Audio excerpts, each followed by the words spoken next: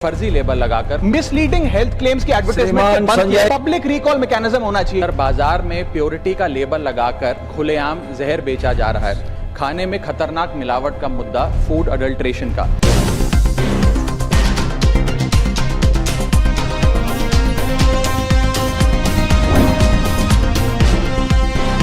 नमस्कार, आदाब, सत श्री अकाल। मैं हूं तमन्ना और आप देख रहे हैं द संकेत लाइव। आज की इस बेहद चौंकाने वाली और जरूरी रिपोर्ट में हम बात करेंगे उस सच्चाई की जो सीधे आपकी थाली और आपकी सेहत से जुड़ी हुई है दोस्तों। क्योंकि जो खाना आप रोज खाते हैं, क्या वो सुरक्षित है या धीरे धीरे जहर बनता जा रहा है? जी हाँ दोस्तों, आंध्र प्रदेश के ईस्ट गोदावरी जिले से आई खबर ने पूरे देश को हिला दिया है, जहां फरवरी 2026 में अचानक लोगों में उल्टी, पेट दर्द, पेशाब न आना और किडनी फेल होने जैसे गंभीर लक्षण सामने आने लगे। शुरुआत में यह एक सामान्य बीमारी लगी, लेकिन जब 16 फरवरी से 21 मार्च के बीच ऐसे 20 मामले सामने आए जिनमें से 16 लोगों की मौत हो गई, तो स्वास्थ्य विभाग हरकत में आया। जांच हुई और जो बात सामने आई दोस्तों, उसने सबको चौंका दिया है। इन मौतों की वजह बनी मिलावटी दूध, जिसमें एथिलीन ग्लाइकोल नाम का जहरीला केमिकल मिला हुआ था। ये वही केमिकल है जो आमतौर पर एंटी फ्रीज में इस्तेमाल होता है। यानी सीधे शब्दों में कहें तो लोगों ने दूध के साथ जहर पी लिया। इस जहरीले पदार्थ में लोगों के किडनी को पूरी तरह खराब कर दिया और धीरे धीरे उनके शरीर के अंग काम करना बंद कर गए। हालात इतनी गंभीर थी कि कई मरीजों को डायलिसिस और वेंटिलेटर पर रखना पड़ा, लेकिन फिर भी उन्हें बचाया नहीं जा सका। अब सवाल ये है कि क्या ये एक अकेली घटना है या फिर एक बड़े खतरे की चेतावनी है? क्योंकि अगर हम पिछले कुछ दिनों की खबरों पर नजर डालें तो तस्वीरें और भी डरावनी हो जाती है।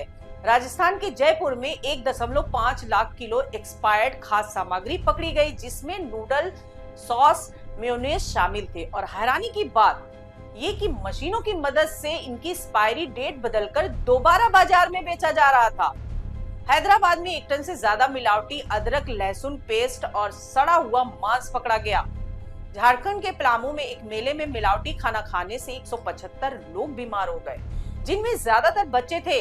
यानी ये साफ है कि समस्या किसी एक राज्य या एक घटना तक सीमित नहीं है दोस्तों, बल्कि ये पूरे देश में फैला एक बड़ा खतरा बन चुकी है।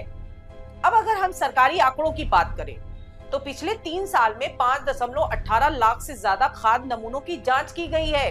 हर साल करीब 1.7 लाख सैंपल जांचे जा रहे हैं। यानी निगरानी तो हो रही है दोस्तों, लेकिन असली सवाल कार्रवाई का है। क्योंकि जहां 2022-23 में 533 लाइसेंस रद्द किए गए थे, वहीं 2024-25 में ये संख्या घटकर करीब 220 रह गई, यानी आधे से भी कम। इसके विपरीत दोष सिद्धि और जुर्माने के मामलों में बढ़ोतरी हुई है। यानी मिलावट के मामले तो बढ़ रहे हैं, लेकिन सख्त कार्रवाई घट रही है। खाने में खतरनाक मिलावट का मुद्दा फूड अडल्ट्रेशन का। सर, इतना तो देश में मिल्क का प्रोडक्शन नहीं है जितना इस देश में दूध बेचा जा रहा है। पब्लिक रिकॉल मैकेनिज्म होना चाहिए। यदि किसी एक प्रोडक्ट में मिलावट पाई जाए तो उसको पब्लिकली नेम और शेम कर मार्केट से रिकॉल करें और मिसलीडिंग हेल्थ क्लेम्स की एडवर्टाइजमेंट बंद किया।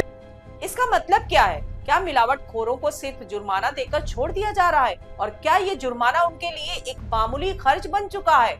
और यही वजह है कि विशेषज्ञ इस सिस्टम पर सवाल उठा रहे हैं। पब्लिक हेल्थ एक्सपर्ट डॉक्टर वंदना प्रसाद का कहना है कि भारत की मौजूदा खाद्य सामग्री प्रणाली कमजोर है और इसका सबसे बड़ा कारण है असंगठित बाजार, जहां निगरानी करना बेहद मुश्किल है। वो कहती है कि हम यहाँ सिर्फ दूध में पानी मिलाने जैसी हल्की मिलावट की बात नहीं कर रहे, बल्कि खतरनाक केमिकल मिलाने की गंभीर समस्या की बात कर रहे हैं दोस्तों, जो सीधे लोगों की जान ले सकती है। उनका कहना है कि ऐसे मामलों में सख्त सजा जरूरी है, ताकि ये एक उदाहरण बने और लोग ऐसा करने से डरें। लेकिन मौजूदा सिस्टम में ना तो पर्याप्त जांच हो रही है और ना ही कड़ी सजा दी जा रही है।